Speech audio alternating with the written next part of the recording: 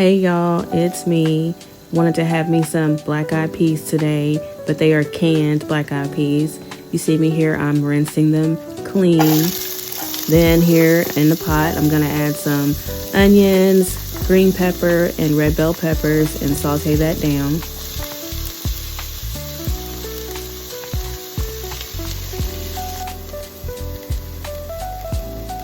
I'm gonna let those vegetables cook down for a few minutes.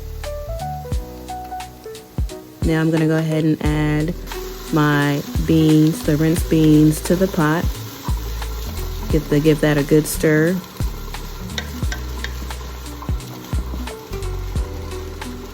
Getting all those vegetables incorporated with those beans.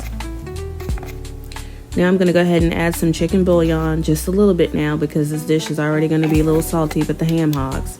I'm gonna let that come up to a good boil, give that a good little stir. Here I did, once those ham hocks was cooked, I did take some of those out and gave them a, pulled them apart, cut them up a little bit, but I did leave a couple whole ones in there and they are falling apart. Y'all, I did already cook those ham hocks because they take several hours to cook ahead of time. Just stirring that around in there.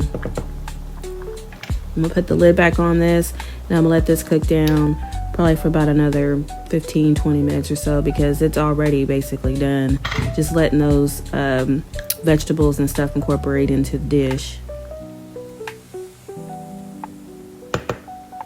Now I'm gonna go ahead and add some hot sauce to this with some crystals, just a little bit. You don't have to add any of that, just depends on if you like a little bit of spice or not.